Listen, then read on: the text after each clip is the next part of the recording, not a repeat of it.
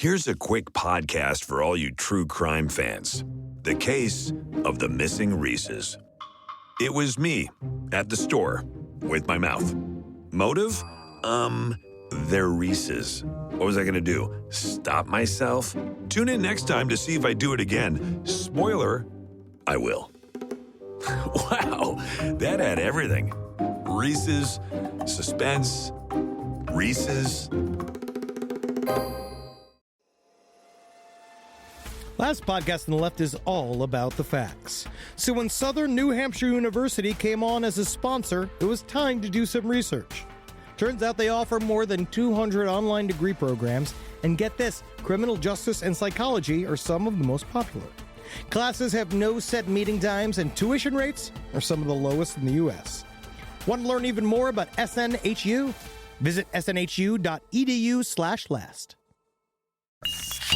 There's no place to escape to. This is the last podcast. On the left. Live from your grave. That's when the cannibalism started. What was that? I was watching this Missing 411 documentary, the new one that's about the different disappearances in the national parks. This is a documentary in quotations, right? Because it's like, it's all it's a make 'em up, right? Honestly, this is a big deal because the idea is that the National Park Services will not put together a national database of missing people in their parks, and they got a lot of different people. Little kids go missing every year, 40,000 kids, and so they played a snippet of Coast to Coast AM, and I forgot. And I swear to God, it's George Norrie in the background, and I hear him going, "Hey, we have an expert here on werewolves. Now tell me, if a werewolf got a haircut, what kind of haircut would they get?" But seriously, though, if a werewolf got a haircut, what kind of haircut would a werewolf get? I bet they keep it long. I think we can all agree they would get a brush cut, just like Timothy McVeigh. And by the way, this research from in today's episode is absolutely amazing. We're going to get into the Turner Diaries a little bit later on in the episode. Henry Zabrowski had a chance to read it, and I want to applaud you for not having a brush cut right now. I was slightly concerned we were going to have a Scientology part 2, where you got a little bit too serious and a little bit too into it.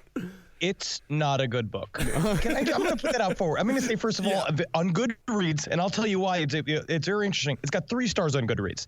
And I'm going to say it needs a 1 star. I agree with that. Because it is controversial. Do not read the Turner Diaries. You will be so upset. Yeah. You're not going to like it. They're going to give me an opportunity to rail against it in a little bit. In a little bit. You'll be just as dumb as Timothy McVeigh, and nobody wants that. We're on to Timothy McVeigh part 2. We're going to get to know the guy a little bit better. Absolutely. But before we really get into Timothy McVeigh, I feel like that we need to address some things that people have said about the last episode. We need to address our new Waco stance. Oh, okay.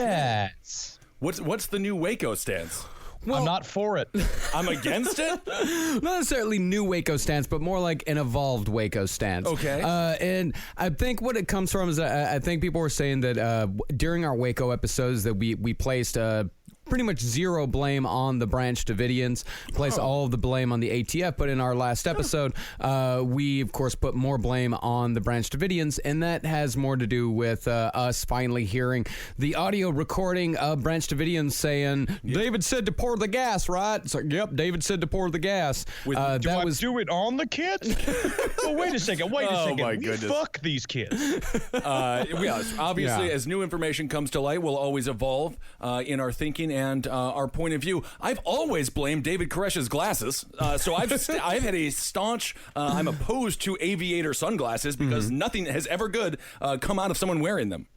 But the ATF did fuck up, right? Obviously, we're saying, look, obviously they're at least partially to blame, but mostly in my eyes, after doing research, especially for these last couple episodes, which is some of the most upsetting research I've ever done, nothing like truly hiding your computer at work while I have the Turner Diaries up and like all of these like William Pierce lectures up, which I'm just bad news. It's all bad news. So hold on, you're researching something that you have to hide from the cast of Your Pretty Face is Going to Hell? That's on Adult Swim. Okay, maybe it is a little bit too intense. Yeah. Well, I am the White Devil.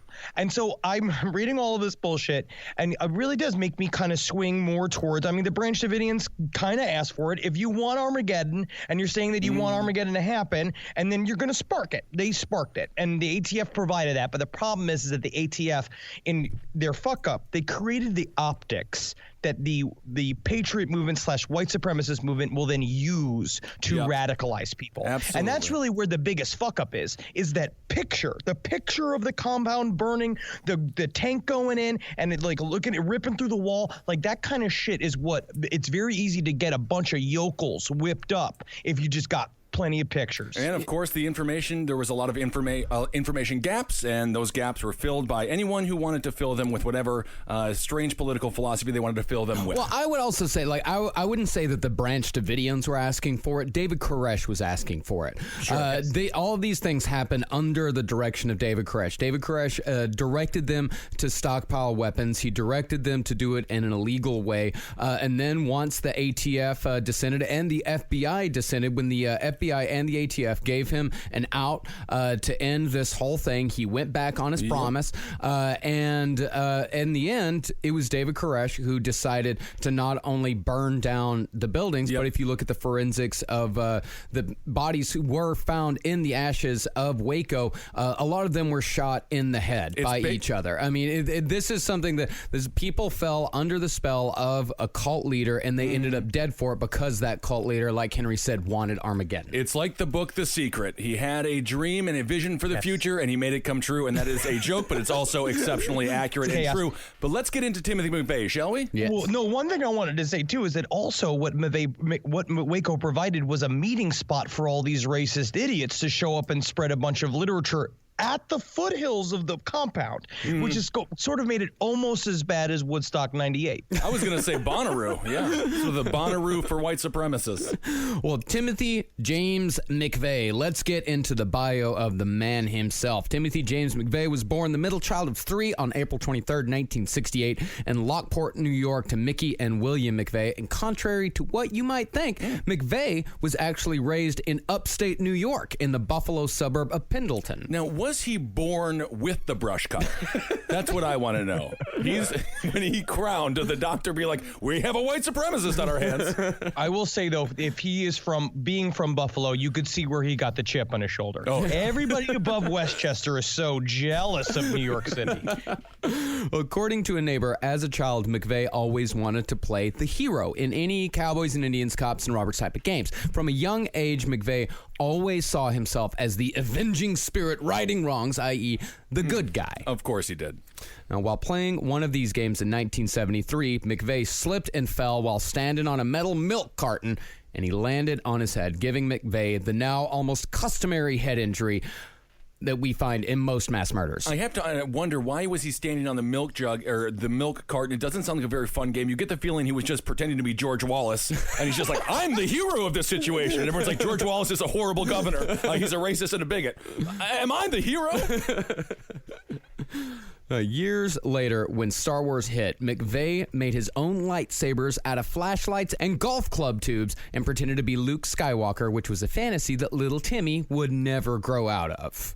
Sometimes what I hope is that there's some kind of like bigger man, an older man who comes and he's got a long beard and he teaches me, takes me out to a cave and he teaches me all about the wonders and delights of physically exploring my sister. And I'm psychic. Sounds like Osama bin Laden or something. Yes. Oh man, Star Wars is the story of space Osama bin Laden. Yeah. That's what Luke Skywalker is. Oh, you're not original on that one. Yeah, that is the story. Yeah.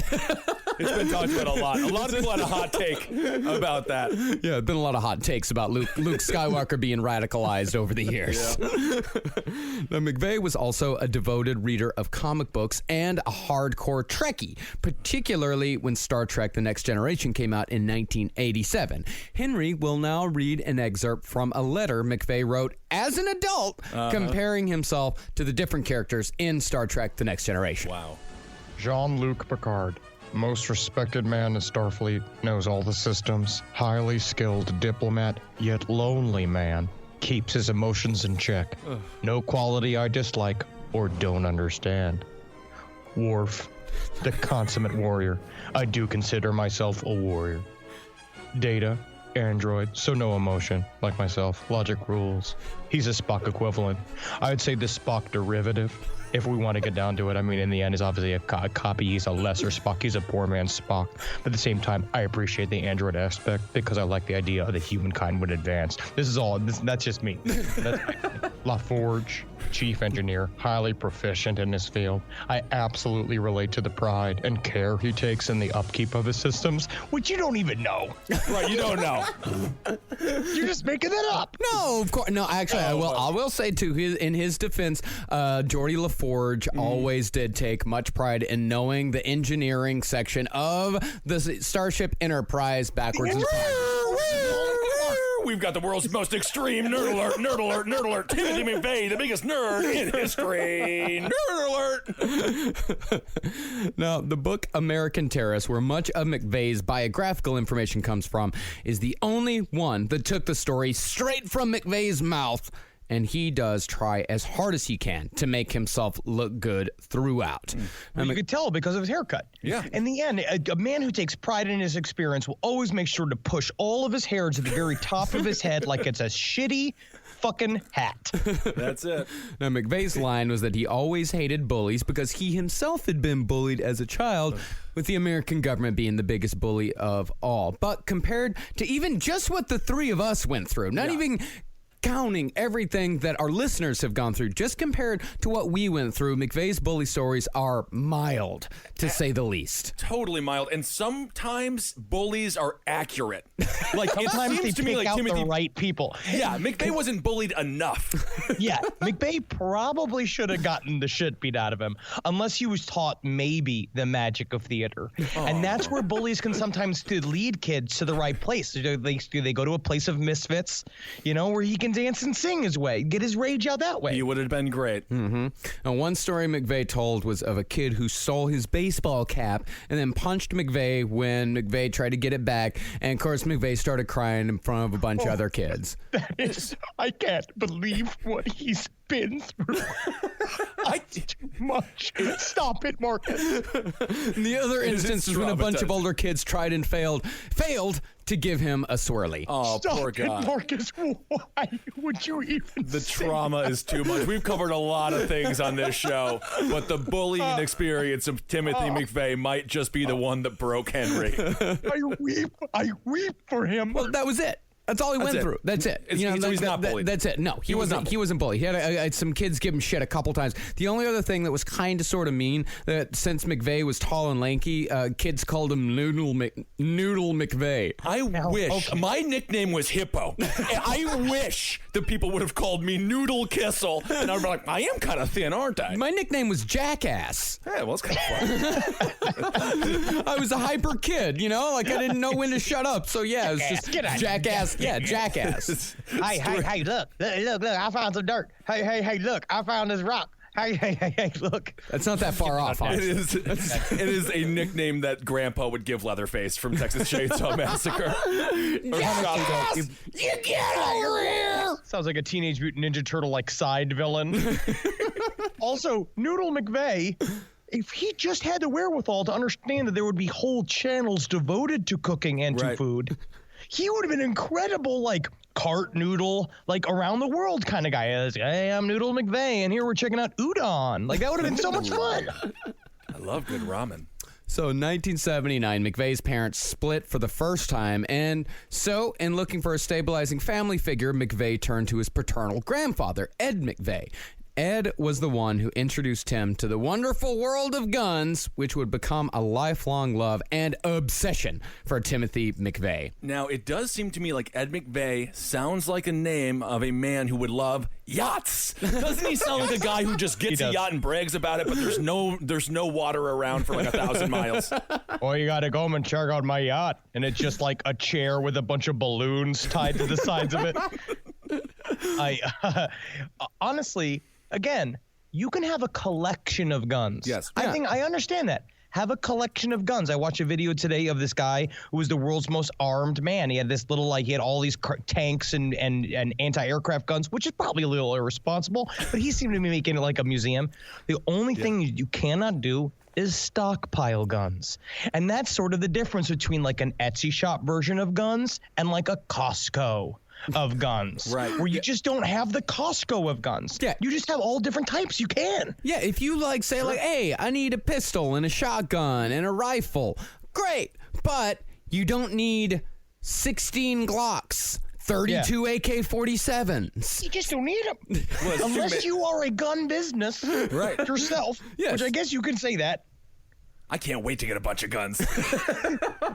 Well, really, this whole goddamn thing comes down to McVeigh's love of guns. See, Right. McVeigh, he didn't give a shit about the Branch Davidians as a people. He was just concerned because the government was coming for their guns. And in fact, the final straw for McVeigh wasn't even Waco. The final straw was the Brady Bill and the assault rifle ban in the early 90s. Yeah. And that Brady Bill took 10 years to pass. The government was not coming after their guns. It's a total misnomer, a complete lie. Gun sales under a Democratic presidency skyrocket. The irony is under Trump, they're down 17%. Yeah. Because they're just like chilled out under President Trump. Meanwhile, Jeff Sessions is like, give me your family. I'm putting him in jail. Everyone's getting detained. Well, they're not getting all whipped up all the time. That's what happens when whoever is on the other side of power, especially when a Democrat's in power. All of the gun owners get all whipped up by the NRA and all of these other guys in order to drum up gun sales. It's a simple formula. And the Brady Bill was like nothing. Simple background check that's been dismantled ever since anyway. I want a whip. I'm going to train myself how to use a whip because that is a silent weapon that you can also use as a belt. No, that's a good point. But before we get to the Brady Bill and all that type of shit, we got to talk about Burger King. Ooh. It's my favorite. El rey de la hamburguesa. I love Burger King. I used to work at Burger King. You know that. I got fired for impregnating the chicken nugget with barbecue sauce and ketchup. And then, We know this. We know your legacy that you left behind at the Stevens Point Burger King. It was good. So in 1985, McVeigh started a years-long career of flipping burgers. While he was working at Burger King, he met the woman who would make the then 17-year-old Timmy a man. I don't want to hear this story. You don't want to hear how Timothy McVeigh lost his virginity? Yeah, you know what? You should be thankful. You should be thankful he lost his virginity, or else we would have had 4 Oklahoma City bombs. Probably true. According to McVeigh, a married woman 10 years his senior started flirting with him while he was at work. And he eventually... Hey there, Noodle. How you doing? I can't help but see you seem to trade your daytime shift for a nighttime shift so you can be closer to old Gunther. Yeah, they call me Gunther. Oh, and tell me, how'd you get your hair looking like it's all at the very top of your head? That's so nice. It's so economical. I bet you fuck good. Oh, she sounds like a woman whose favorite show would be Storage Wars. You don't know it, didn't you? You know, these clever guys outside, they're guessing. But they don't know that's where the drama is. So did you want the Whopper and what onion rings? Yeah, I tell you what, you want my onion ring. Ma'am, I guess I do. Well, McVeigh eventually worked up the courage to ask her over to his dad's house while his dad was at work, and the older woman took little Noodle's virginity. Ugh, so gross. Tell me something, tell me. Do they call you Noodle for a reason?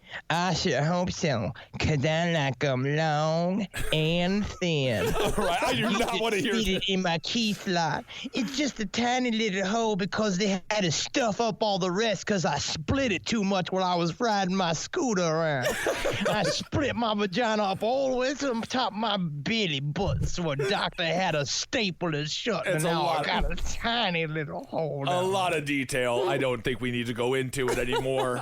I think we've covered her. I think we've covered the most unsavory character we've ever covered. The woman who took Timothy McVeigh's virginity. That American hero. Well, about a year after that, Tim graduated high school in 1986. His yearbook quote was, Take it as it comes. Buy a Lamborghini. California girls. Just sounds like his favorite musician was Joe Walsh, and he just wanted to live that life so bad. The front row of a Sammy Hagar concert. Just like, woo, woo, Sammy. Fuck Van Halen. Fuck Van Halen. Seriously, I hate Van Halen. This podcast is brought to you by Squarespace. Squarespace is an all-in-one website platform that helps you stand out online. Yes, that's right. You don't have to smash your face with a hammer. You can just start a business. It's got everything you need on Squarespace, from securing your domain to building a professional site and showcasing your work all in one place. Let's say you want to show everybody how you can carve your ribs out of your lower abdomen so that you look more like a Ken doll. That's amazing. You can bring your vision to life with AI-powered design or curated templates, plus flexible editing tools that helps you create something that truly reflects your style, especially if you are somebody that is trying to corrupt the young men of America. That's what Squarespace is really going to help you. Squarespace makes it easy. It makes it easy for you to put all that together, and you just go to Squarespace and do it all. Thanks, Braden. Head to squarespace.com/left for a free trial. And when you're ready to launch, use offer code LEFT to save 10% off your first purchase of a website or domain. Hey there, everybody. Is your cell phone bill too much money? Are you getting that bill and you're like, hey, what is this? I can't believe for what? For 5G? Are you crazy right now? $100? I don't even barely got any bars when I'm just sitting in my living room, okay? You don't have to deal with that anymore. Are you ready for this? $15 a month. That's right, $15 a month on Mint Mobile. Yeah, baby. Get their wireless plan, because they're just sitting there on the T-Mobile 5G network, and it's just $15. Your whole life, you're just paying all this money every month. You're like, why? Where's it going? It's going to these phone companies that are robbing you. So go to Mint Mobile. Let them help you talk to your mom. So get your new wireless plan for just $15 a month. Go to mintmobile.com/LPOTL. That's mintmobile.com/LPOTL. Cut your wireless bill to $15 a month at mintmobile.com/LPOTL. That's it. There's no catch. Upfront payment of $45 for 3 months, $90 for 6 months, $180 for 12 months. Plan required, $15 per month equivalent. Taxes and fees extra. Initial plan term only. Greater than 50 gigabytes may slow when the network is busy. Includes up to 20 gigabytes hotspot. Capable device required. Availability, speed, and coverage varies. See mintmobile.com. All right, I know what you're thinking. I like to go banking, but I don't want to give to these big old banks all the time that cater to the 1%. Well, go ahead and get yourself hooked up with Chime. It's banking built for you, not just those rich jerks. And they got thousands of fee-free ATMs, because why pay to get your own money? Chime is working for you, man. You get your Chime card, you're going to get travel perks, you're going to get into airport lounges, you're going to get those chicken thighs. You know, every time I go to an airport lounge, I get chicken thighs. And you know what I say whenever I see a plate of chicken thighs? Give me more. Chime's going to get you those chicken thighs in these lounges, all right? Sure, they could serve other types of meat, but why would you when chicken thighs are so delicious? Chime is not just smarter banking, it's the most rewarding way to bank. Join the millions who are already banking fee-free today. Head to chime.com/left. That's chime.com/left. It only takes a few minutes to sign up. Chime is a fintech, not a bank. Banking services for Chime Card provided by Chime's bank partners. Optional products and services may have fees or charges. Stated cashback for Chime Prime only. No minimum balance required. For more information on travel perks, go to chime.com/disclosures. Well, after high school, Tim took the love of guns instilled in him by his grandfather a step further and started subscribing to various hardcore right-wing magazines such as Soldier of Fortune. And in the back pages of these magazines, Tim found ads for books. He started off with fairly harmless books, like one called To Ride, Shoot Straight, and Speak the Truth, which was just, it was kind of like a pro-gun, like survivalist combat manual. It was written by this guy who's the editor at large of Guns and Ammo magazine. What's that magazine all about? Guns and Ammo! Oh, I see. Not just a clever name. Very good. It's also the kind of super serious gun magazine where they don't even have anything about, like, there's no hot chicks in it. Yeah. Oh, yeah. It's just the guns. That's the saddest thing. It's like, I think it's totally fine if you have like a couple of gun babes in there. I think that's fine. But if there's no gun babes, most of these weird Republican literature, like this weird like gun nut literature, is decidedly not very sexy. Well, actually, I think Soldier of Fortune is full of gun babes. That's gun babes? Yeah, I'm pretty sure. Guns and Ammo, there's no gun babes in Guns and Ammo, but Soldier of Fortune, I'm pretty sure they've got a lot of gun babes in there. Very good, very good. Well, this is what one review of To Ride, Shoot Straight, and Speak the Truth said. This new collection will delight those who thought fireworks didn't have enough gun stuff. There is gun stuff galore in these pages, and the ideas are new and thought-provoking and exciting. Wow, gun stuff. That's what I'm looking for when I read a magazine. There's a How lot to of gun cook stuff. eggs with a gun. Whoa. First, you crack about 5 or 6 eggs into a pan. Then you use the gun as the spoon. That's how you cook eggs with a gun. I think that's how Warren Exciting. Zevon. I think that's how Hunter S. Thompson died, rather.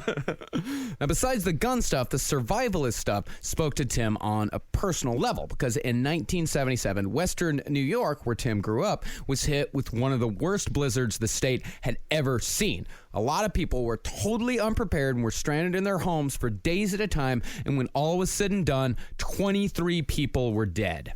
So what are you saying? He's Right. saying that they needed guns so they could go outside and shoot the snow? I think you... Like that was what they were going to do. They had to defend No. themselves against the snow? No, he wasn't just a gun nut. He was also a survivalist. Like Right. that. He was a survivalist type of guy. That's why he was getting ready for all this stuff. That's why he liked the books like To Ride, Shoot Straight, and Speak the Truth.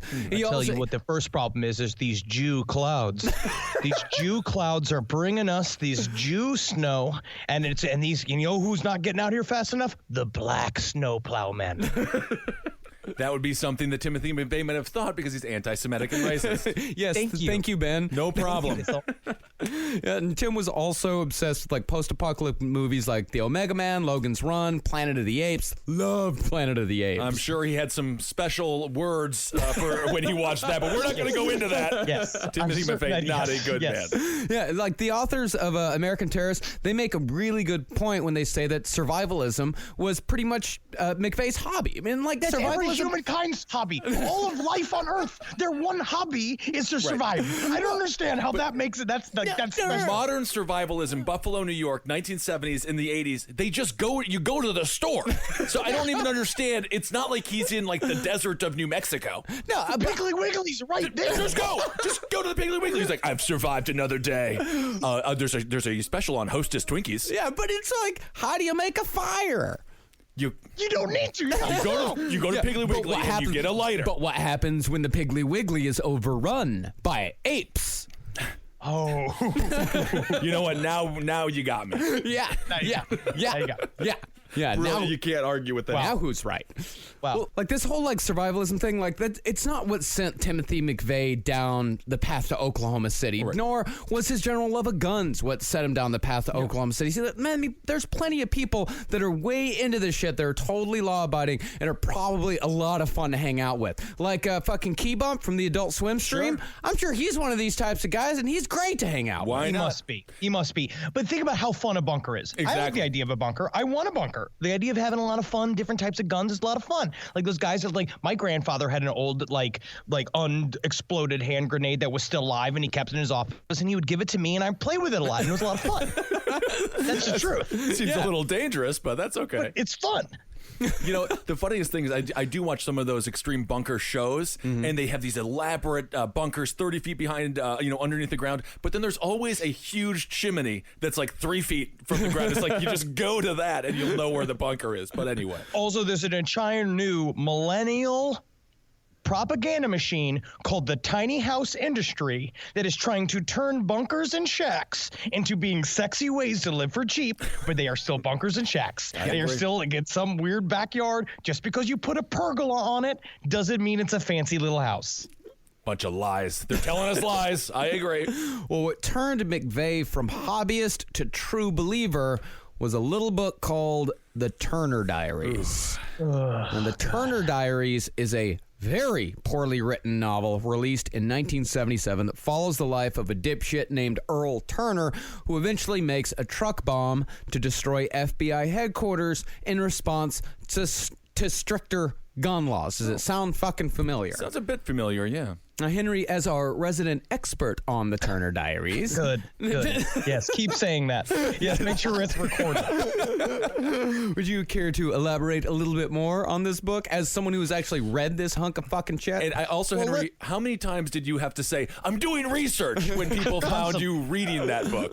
Constantly, because also the way when we are in heavy research mode for the show, it's all I can talk about. Yeah. So I'm in there like talking about the Turner Diaries to people, and I realize if anybody just turns a corner, and I'm in the middle of being like, if I just say anything you could take out of concept, being like, and they show exactly how to take down the FBI headquarters, and then all of a sudden I'm the one, I'm the fucking criminal. Stu, is that Stu? Not Stu. We didn't get to T for a reason on A to Z. Well, like, fill us in on this book. Like, tell us what all this shit's about. So the Turner Diaries is a shitfuck piece of garbage written by another shitfuck piece of garbage by the name of William Luther Pierce under the pseudonym of Andrew McDonald because he was too much of a pussy to write it under his real name originally until he got known for it. Now, the Turner Diaries is basically it's just sort of concept about a bunch of like rebellious white dudes forming a militia to destroy the Jew-run black enforced government, and that they are believing now it's happening. Now, William Pierce wrote this. He says as a warning of what will happen if we do not desegregate the United States of America, or resegregate the United States of America. And then he felt that these was just the natural things. He was not trying to inspire the Oklahoma City bombing, except for the fact that the Turner Diaries is a day-by-day diary and a manual to how to run a tiny militia. It shows you exactly how to build a fucking truck bomb. It shows you how all the different militias, how they communicate each other, how they their philosophy, and also you have to be racist at the very top of reading the Turner Diaries. Yeah, you just get that if you're racist. There's no way, because it kind of assumes you hate all other people besides white people, and basically this whole thing is the basis for the saying anti-racist means you're anti-white. So I watched the YouTube clip that you sent over. First of all, this guy reminds me of the founding fathers from the movie The Purge. He has that. Yeah, and also William Pierce is one of the worst pieces of shit on the face of the planet. He was a part of he was part of the John Birch Society. Every one of those conservative strings of people that have ever wanted to ruin everybody's good time. Right. He's always been a part of it. And then he thankfully died of very bad cancer, which is awesome. Well, the interesting thing, though, he says he didn't want to plan or inspire this Oklahoma City bombing. To me, that's like IKEA telling you that when you buy a couch from them, they don't want to show you how to put it together. It's like he literally broke it down in a very plain English how to do something like this. Well, it wasn't incredibly plain English because you have to be an idiot to actually take it to be true, right? And to understand the book, he wrote it for dumb people and he wrote it for angry people. The idea is it's confirming your bias. You're reading this, and a part of it's very interesting because the book. It's so step by step as to how to do it, and it's like what ISIS does with but it's also like an action movie. So it's like what ISIS does with their recruitment videos. So the idea of it looks super exciting. You get to be a part of this whole movement, and you get guns, and you're doing different identities and wearing disguises, and eventually the last 20 pages of that book is some of the worst things I've ever read in terms of like forced the smile on Earl Turner's face as they watched the forced marches of black people across into Mexico, and like all of this very, very intense stuff. Like it's radical literature. Richard Spencer stuff. Yeah. Didn't they also add a love story in there as well? I have a whole thing here.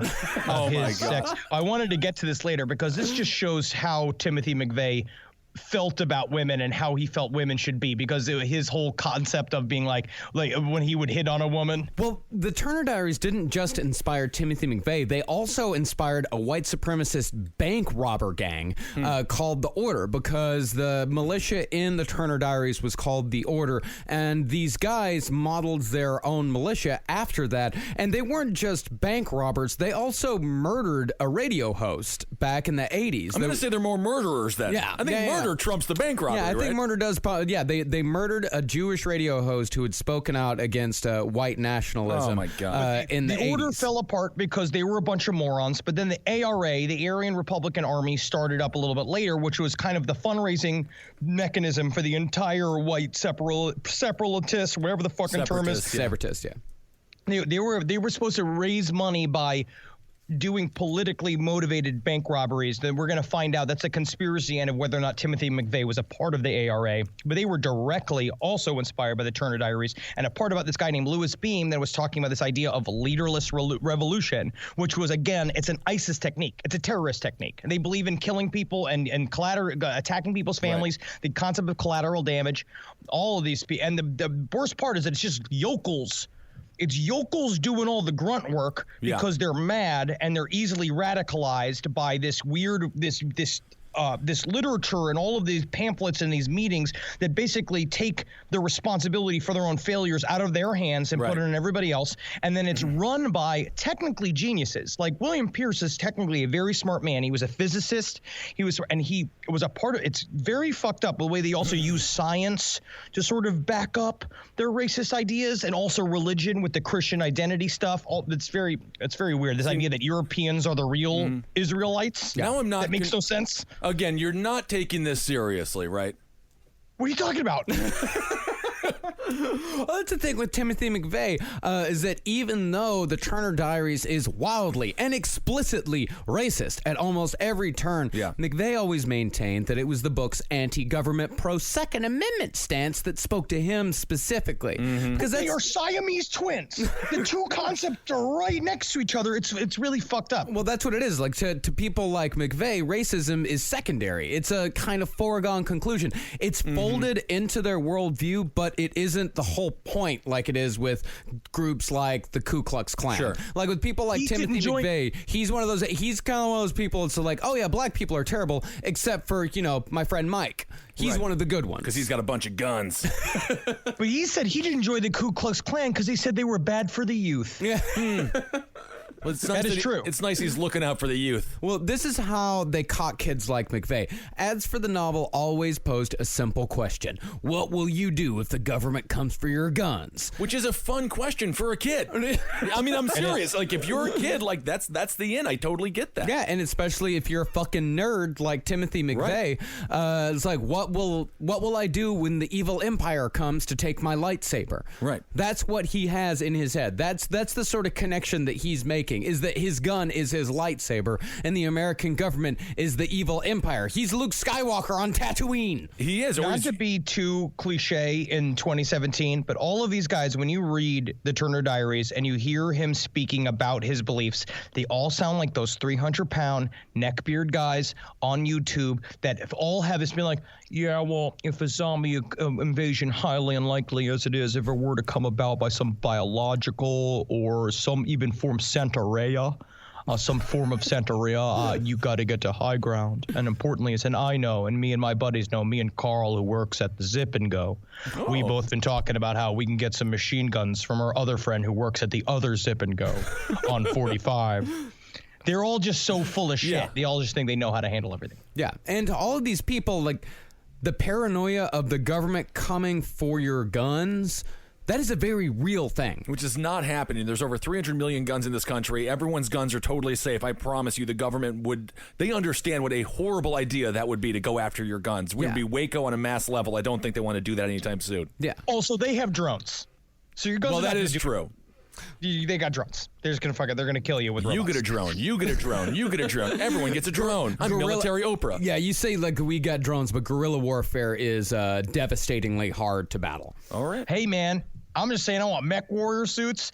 I just want them to take the whole thing. Let the robots just have the whole government. I understand what your theory is. Well, in the Turner Diaries, Timothy McVeigh found a Bible. He found a guide. And over the years, Tim would become damn near evangelical about the Turner Diaries, and woe be to the person who asked any follow-up questions.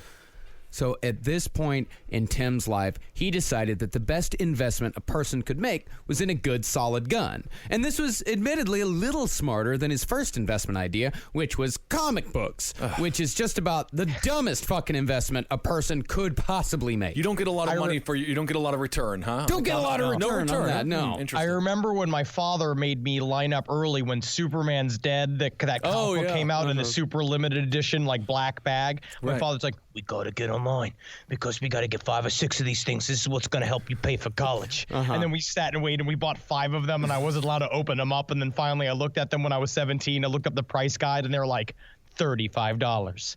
Fuck. Not bad. That's pretty good. $35, you know what those are worth now? 35 cents. 35 cents, not bad. Yeah, because that's the thing is that you and every other dumpy dumb shit went and bought 5 copies. Well, you can just see like that's how supply and demand works. It's rarity and demand. Rarity and demand. If every fucking piece of shit has 5 copies, then none of it's going to be worth anything. You can totally see the meeting in DC offices where they're just like, is anyone going to buy this dumb stuff? And they're like, there's a Zabrowski born every day. Yes. I think this is for my future. Got him again. Now, after collecting comics for years, McVeigh tried to sell the collection he had spent thousands of dollars on, but the only person that was willing to buy him was the guy that Tim had bought him from in the first place. And McVeigh only got $75 for the whole lot. So that guy is smart. Yeah, that was the only smart guy so far in this story. I'll give you $75 for it. I paid $1,000 for all this stuff. Is that funny? Because it's like, I got that 1,000, and then I'm going to give you $75 for it. That's smart business by me, right? God. You got to admire that. You're a friend of capitalism. I see are those American flag underoos that you're wearing? Well, that $75, along with Tim's weekly Burger King paycheck, wasn't gonna buy the guns that Tim wanted, so Tim quit and got a job as an armed security guard in Buffalo. And after a couple of years of that, Tim decided to join the Army. All right. Now, Tim joined the Army for 2 reasons. One, it was going to give him access to more guns and more free ammunition than he knew what to do with. That's a good reason. 2, Tim needed to feel like he was a part of something. Another good totally reason. Get that. Yeah. And that's a part of what the Turner Diaries, the way that ended up working well, it's kind of like the idea of recruiting people for gangs, recruiting people for a cult. It's this idea of that you now have a built-in group of friends, things to do every day. It's structure, and it's very comforting, and it helps you, and it gives you purpose. The great irony is, these individuals espouse personal responsibility and being able to pick yourself up by your bootstraps and being your own god, your own force in the world, and all they're looking for is community, and they're also looking for excuses for their own failures. Yeah, constantly. Yes. That's the irony. Constantly. Yeah, and he would meet many people with that attitude while he was in the Army. And then in the Army, but I think that that's a really healthy way to do that, right? Or it's a way to sort of get that. That's what it's supposed to do. It's supposed to give you that camaraderie. And if you do like guns, it's a great place to legally get to murder people. Oh, yeah. Yeah, and that's the thing is that McVeigh actually said that if he had lived in a bigger city, he probably would have joined a street gang instead of going into the Army. He just needed some place to belong to. Can you imagine a roving pack of people with brush cuts? Just like, I don't even know what they would be wearing. Yeah, they're called the Marines. Oh, that's right. And I'm not. Thank you for your service. Thank you for all the Marines that are listening. We respect you. We love you very much. Please do not. No, I just imagine looking around like looking for the white gang from West Side Story. Yes. Like, someone's got to let me swing a chain. All they want to do is swing a chain and have friends. Well, Timothy, you can't snap your fingers, so you're out of the gang. Oh. That's clapping. You're clapping. Tim, that's clapping. We need you to snap your fingers. Insurance isn't one size fits all. That's why drivers have trusted Progressive's Name Your Price tool for years. Just tell Progressive what you want to pay, and they'll show you coverage options that fit your budget. Visit Progressive.com to find a car insurance rate that works for you. Progressive Casualty Insurance Company and Affiliates. Price and coverage match limited by state law. Call me a squirrel, 'cause I'm covered in acorns. That's right. So many people are focused on where their money is today. And Acorns is the financial wellness app that cares about where your money is going tomorrow. Let Acorns work for you. You put acorns in the ground and you're gonna get trees tomorrow. That's right, investments. And with the Acorns potential screen, you could find out what your money is capable of.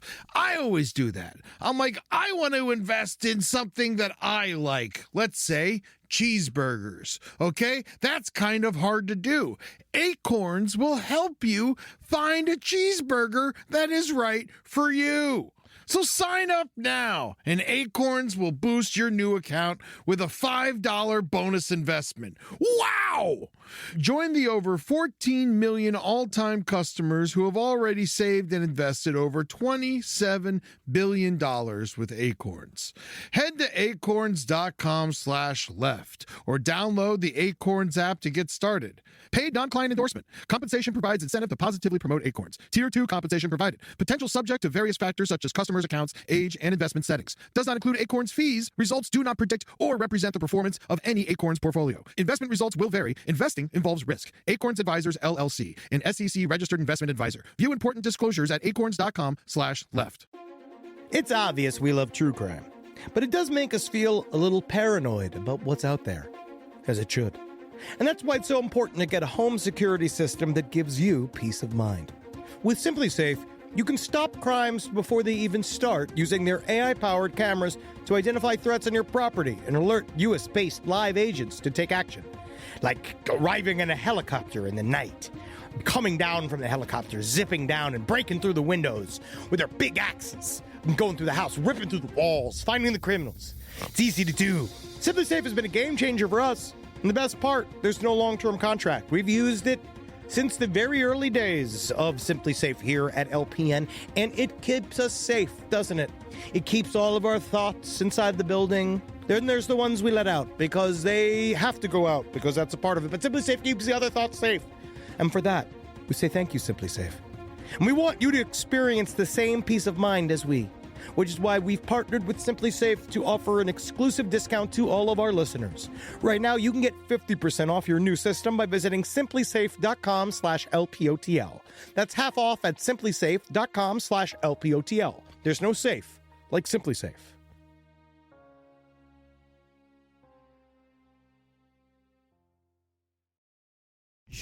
Now, by all accounts, McVeigh was a fantastic soldier. One officer was actually quoted as saying he would be unbeatable with 100 Timothy McVeighs at his command.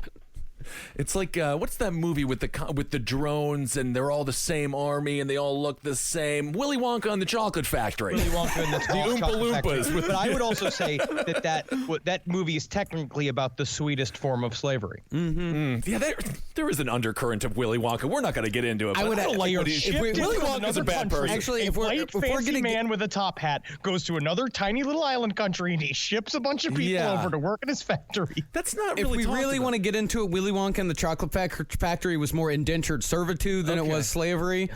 Yes. Either way, Either way, Willy Wonka is not a good man. No, he's not, and he should be shamed. If I watch I want him to apologize publicly. I want them to take Gene Wilder's bones out of his fucking grave, and I want you to move his jaw up and down, saying, "I'm sorry for cutting and allowing Willy Wonka to exist." That's the thing, is that McVeigh, he's doing great in the Army, but he just wouldn't stop talking about the goddamn Turner Diaries. Oh. And in this incessant talking about this stupid fucking book, McVeigh found two people who were actually willing to listen: Michael Fortier and Terry Nichols. Two people that just didn't mind being spoken at. Well, they already had they already had these beliefs when they got into the Army, specifically Terry Nichols. Michael Fortier was a burnout. Like, he was a fucking meth head. He was a pothead.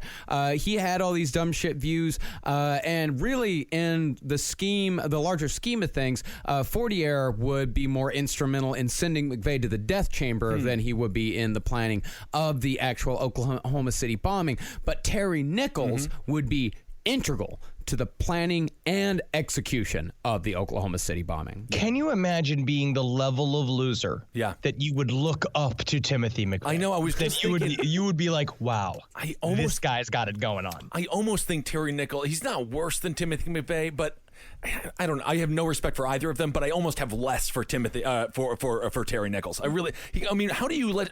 First of all, McVeigh is much younger, correct? McVeigh is 10 years younger. And so how do you let this kid convince you to do these things? And obviously, in the future, we'll get to all that stuff. Yeah, well, that's we already covered it, but yeah. Yeah, well, that's the funny thing is that when they first met, McVeigh was 10 years younger than Terry Nichols. And actually, like, McVeigh looked up to Nichols in the beginning, but it got flipped and turned around. Think about this, too, is that these guys are probably, when they hear the term Turner Diaries, they don't know anybody else that's been reading the Turner Diaries like they've been reading the Turner Diaries. It's kind of like, I don't want to equate it, but people who find like other fans of Last Podcast on the Left, like outside, like it's a club. Where they're like, oh, you like that disgusting thing? Me too. Thankfully, we have more than 3 listeners. But yeah, it's a little club that they can all belong to, and no one else gets it, but they do. Exactly. Yeah. And Nichols was one of those guys who blamed everybody else for his failures and bad decisions. And he blamed nobody more than the U.S. government. And it was also said during his time in the Army that he looked like Woody Allen in uniform. Yes. Which would also be interesting because he goes on to marry a underage Asian woman, sort of like Woody Allen as well. Well, like Timothy McVeigh, Nichols also came from a broken home. For example, his mother, when confronted by a sheriff's deputy for throwing beer cans into a cornfield, she came after the deputy with a chainsaw, but when she couldn't get it started because she was too drunk, she just threw it at him and ran away. Did you say broken home or like incredibly fun home? Fun home. Just talk about what great stock to come from. What wonderful DNA that should definitely be kept pure. Of course. That's the best part. Uncut. Do not let any other race sully that wonderful DNA. No way. So when McVeigh and Nichols first met, like I said, McVeigh actually looked up to Nichols as McVeigh had finally found another person who shared his beliefs in half-baked bullshit conspiracy theories. But eventually, the whole thing got flipped, and McVeigh controlled Terry's entire life, dragging him into a bomb plot that killed dozens. That's at least according to Terry Nichols. Taking no responsibility once again. Yeah, absolutely. But in 1989, Nichols left the Army under a hardship discharge and wouldn't reconnect with McVeigh again for another couple years. And in Nichols' absence, McVeigh's conspiracy beliefs and things like the United Nations coming to take over the United States only grew. And these conspiracy theories would only be bolstered when the first Gulf War broke out in 1991. So Terry Nichols just told his general that it's hard? No, I don't like it anymore. It's hard. I got dust in my boot. No. I have dust in my boot. I understand it's much different than that. No, a hardship. He has said that he had a family emergency. Okay. He had like his farm back in Michigan was falling apart or something. He had a family hardship, so he was able to get a hardship discharge. I do. My mom was chasing a hog down a well, and she got stuck in it hip deep, and her legs are kicking around like it's a Looney Tune cartoon. And I have to go to Fulton County and get enough butter to grease up her sides to get her out of the way. You know what? That is a hardship, Mr. Nichols. You're dismissed. Well, the 1991 Gulf War began when Iraq, under the direction of dictator Saddam Hussein, invaded the small but oil-rich country of Kuwait, who was an American ally. McVeigh was actually about to go into special forces training when war was declared, which put his training on hold until after the war was done. Now, when America went over to battle the Iraqis, they were told to expect the worst. The book Oklahoma City quoted one Vietnam veteran on the eve of battle who said, "Take your worst nightmare, then quadruple it again, and you still won't get to where you'll be this time tomorrow." Wait, hold on. Is this a Common Core math question? I am completely... I quadruple the quadruple. But what's the number I start with? Let's say your first experience, what you expect is a 2. You're going to want to make that into 2 apples. And then 4 times that's 4 sets of, I have to draw it. That's Common Core. You got to draw everything. Okay. Everything's done in apples. U.S. soldiers were told to expect mines, barbed wire, artillery, an anti-tank fire, nerve gas, and the dreaded Scud missile. Do you guys remember? The Scud missile. Do you guys remember fucking Desert Storm trading cards? I remember the yes, and if you got who was it, General Norman Schwarzkopf. Schwarzkopf, that was a big card to get. I had a Schwarzkopf. I believe he was an ace, if I recall properly. Yes. No, these were trading cards. Like you actually got to. Well, like you could buy these in supermarkets. Yeah, like that's how weird and gung ho the 1991 Gulf War was. They made poker cards as well with the full things, and then they also did that in 2002. For the invasion of Iraq, for the invasion of Iraq Part 2. Well, the Gulf War was a little bit different than really any other war that America's been in because everybody was kind of feeling guilty about how we had treated veterans coming back from Vietnam. Oh, yeah. And of course, and America wanted a good war. The way that we treated veterans after Vietnam was atrocious. I mean, these were the people who were drafted that weren't able economically or for whatever reason to get out. Yeah, and everyone got gung-ho about the Gulf War. Let's get in, let's do it. This is also the beginning of the cable news glorifying war, showing the missiles dropping, getting a real big fucking boner as it's happening. We watched it in our, I believe it was just a civics class or something like that. We watched it live because the attack happened during the day in America, but it was at night. So, of course, we had the classic green imagery of all the missiles and all the explosions. Of course, we don't see what happens after the explosion occurs. We don't want to see that part. No. We just want to see the fireworks. Every night we watched it. It was like the family got together and we sat and we watched the war. Yeah. It was kind of interesting. We're like, oh, when am I going to put the war on? Even though the war lasted for like 3 or 4 days. Mm-hmm. That's the thing, is that we thought that this was going to be a long, hard-fought battle, but it was one of America's easiest victories and most decisive victories. They call it the 100 Hours War. Yeah. And in fact, McVeigh would kill more people with the Oklahoma City bombing than America would lose in all the fighting in the Gulf War. And even of those Americans who died during the Gulf War, 35 of those combat deaths came from friendly fire. Which I don't like the term friendly fire, by the way. I mean, it's still, there's nothing friendly about it. There's nothing friendly about it. There's nothing friendly about it. But this was interesting. We didn't go in there to kick Saddam Hussein out. Of course, Saddam Hussein, a Sunni, a Muslim minority, he was a great stabilizing leader in that region, as a matter of fact, as we've seen now with him obviously out of power. Yeah. So this whole war was one of the quickest and most successful wars that the U.S. has fought. Was Bush Sr. realized that if you destroy that centralizing, that kind of weird stabilizing dictatorship in the middle of there, then it's going to create a forever war. Yep. And you're going to be constantly fighting all these rogue people trying to take over the area, which is what we technically Dick Cheney wanted to happen and what allowed 9/11 to happen. Yeah, what are we in year 15 now? 14? Even more. I think it's 16. Yeah. But yeah, that's why, of course, HW did not want Cheney or Rumsfeld or Ashcroft to be with W. He actually told them, he told W not to go with them. But anyway, that's a whole other story for a different show. Well, you actually go and listen to 9/11 Part 2 for more on that.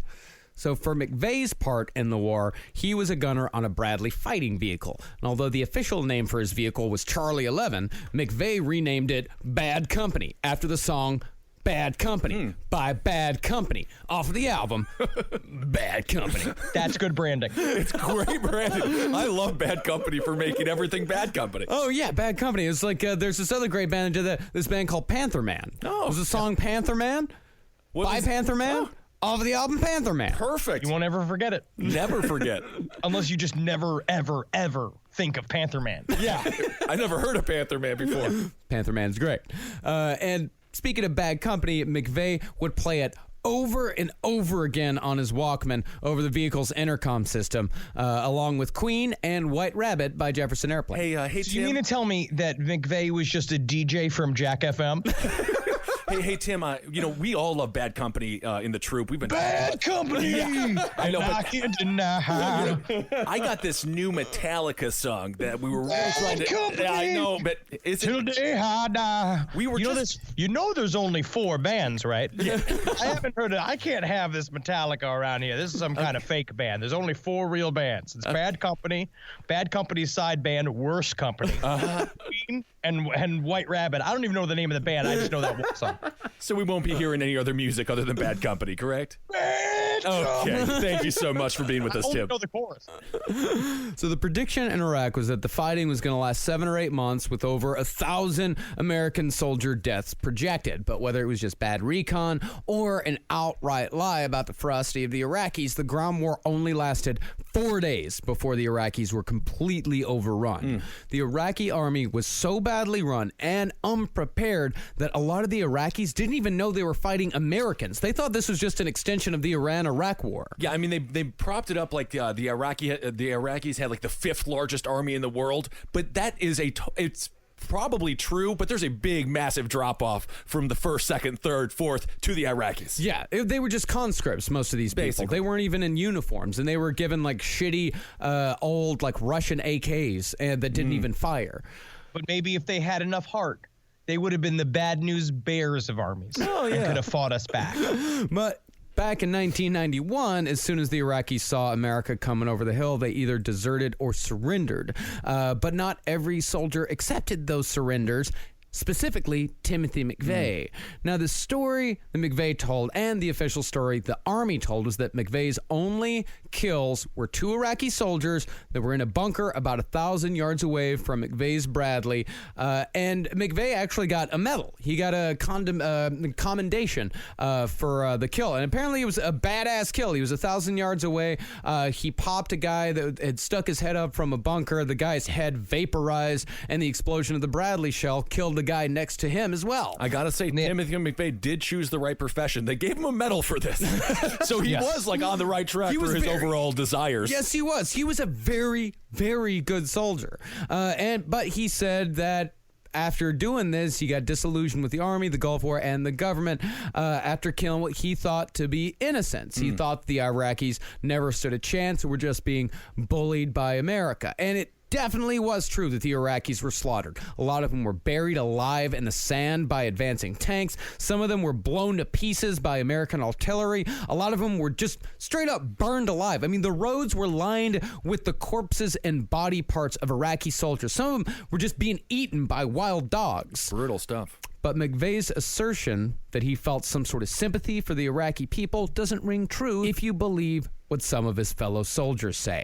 No, it sounded like he was a little bit of a psychopath instead, and really like the power he got of having a gun legally and being able to kill people legally. Yeah, it sounds like he's the type of person that would murder 168 people. Yeah. 3 guys. Larry Frame, Richard Cerny, and Todd Rieger. They were all a part of McVeigh's company, and they Bad company! So, you want us to nickname ourselves Bad Company then? We're the I literally only know those 2 sentences. That's all you have to know. Bad company! They all said that McVeigh shot soldiers as they were being taken prisoner, including 4 prisoners that were already in custody. Wow. In cold blood. Just bam, bam, bam, bam. That is a war crime. That is absolutely a war crime. And in fact, when they went, when the author of Oklahoma City, the authors of Oklahoma City went to talk to McVeigh's commander and asked him about this, he refused to say anything out of fear that he might be investigated for war crimes. Perhaps court-martialed. Yeah. And even if that isn't true, even if McVeigh did not kill those prisoners, and even if he only killed the 2 Iraqis on record, then that still means that McVeigh saw Social Security workers and their children as more deserving of death than a soldier pointing a gun at him. Well, That's because it was a part of a revolution, Marcus. That's what you don't understand. Oh, yeah. Or William Pierce says, or the reason why he disavowed the Oklahoma City bombing after it happened, William Pierce said, "Oh, that was because I do not agree with the Oklahoma City bombing because we were not in the revolution yet." Oh, brilliant. That was his point. And the same thing with calling himself a neo-Nazi. He's like, we're not a neo-Nazi group. We've never been a neo-Nazi group. Which is like, yes, do I admire Hitler? Yes. Do I feel that his writings have been really important to the society and that the Nazis were victims? Yes. But we don't just blindly copy people. We're independent thinkers. Sounds like you're a neo-Nazi. That's where I'll put you in a concentration camp, fellow white man. It makes you definitely a neo-Nazi. No. I have plenty other things. They're called concentration areas. Oh, very good. You get the feeling Timothy McVeigh understood the person who was aiming a gun at him. Yeah. So that's the only reason he had any sympathy for him whatsoever. He actually got that person's mentality. Yeah, he totally got that. And the idea that a soldier was from a country that America was technically at war with was better than a government worker, a government American worker, totally in line with his ideology. Crazy. Because McVeigh felt that the United States had been tricked into participating in the Gulf War by the United Nations at the behest of your classic international Jewish cabal. I see. Iraq wasn't the enemy. I've never seen a cabal. Is cabal on Friday before Shabbos on Saturday? Furthermore, when McVeigh returned from the Gulf War, he was immediately offered to return to Special Forces training, and he was exhausted. He was out of shape. He'd been in the desert for months, and he had the option to wait until he was back in shape, but he decided to go through with it anyway because he thought he was a badass and he thought that he could handle it. And of course, he washed out after a couple of weeks. But now he had a whole other thing to blame on the globalist conspiracy. If the Gulf War wouldn't have happened, then McVeigh would have become a Green Beret where he could have killed someone who, in his mind, actually deserved it. So it's difficult to wrap your rational mind around this guy. Well, there is a logic. It's a logic, but it's a strange one. There is a logic to every single thing that Timothy McVeigh does. He is extremely. I mean, it's like we were talking about with Carl Panzram. He is deliberate. He has a logic. He has a train of thought. It's sick and it's fucked up, but it is there. Well, and that's why you mentioned in the last episode that he's not. That's why he's not crazy. No, he's not crazy at all. He also sought out validation. Yeah. He sought it out. He looked for it and he got it from his fucking whack pack group of idiot buddies in the army, and then the literature that he would start to get at gun shows. And he went to basically create the confirmation bias around him that made all of these thinking feel normal. And this is where I kind of get upset, because I like conspiracy theory. I think it's important to think creatively, quote unquote, using big swishy quotes about the government and about the world and about reality. But the problem is that we have a lot of forces against conspiracy theory, which is also sort of destroy the idea of investigative journalism, of questioning things. But the problem is that with conspiracy theories, that you can go out and look for any information that you want to confirm that you are right. And the government loves conspiracy theories. Yeah. That's why they're able to operate and do everything in broad daylight in front of us. And we're just like, well, I know the truth. And it's like, the truth is right in front of your eyes. Mm-hmm. Well, after Timothy McVeigh washed out of Green Beret training, he, of course, fell into a very deep post-combat depression. He told his supply sergeant that the Army had implanted a computer chip in his butt. The worst place for it. But McVeigh, he may have been speaking metaphorically here. And there's also some speculation that this is just something that he said to people to try to fuck with them, and also to try to make them think that he was a little bit crazy. I could see him in Timothy McVeigh's mind that being a creative, funny joke. Mm-hmm.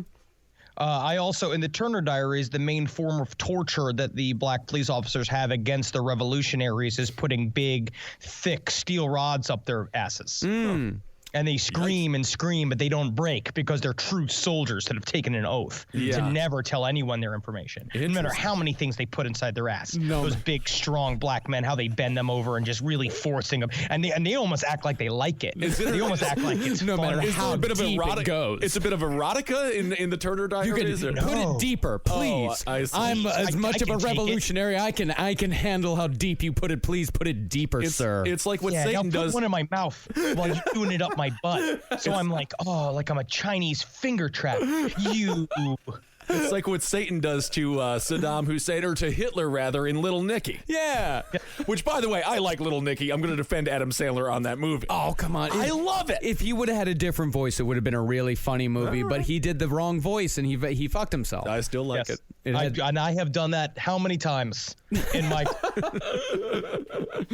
So McVeigh, looking for anyone who might validate him at this point, signed up for a trial membership with the Ku Klux Klan, saying he was impressed by a pamphlet of theirs he received at a gun show. Okay, this is what... How impressed can you be by a pamphlet?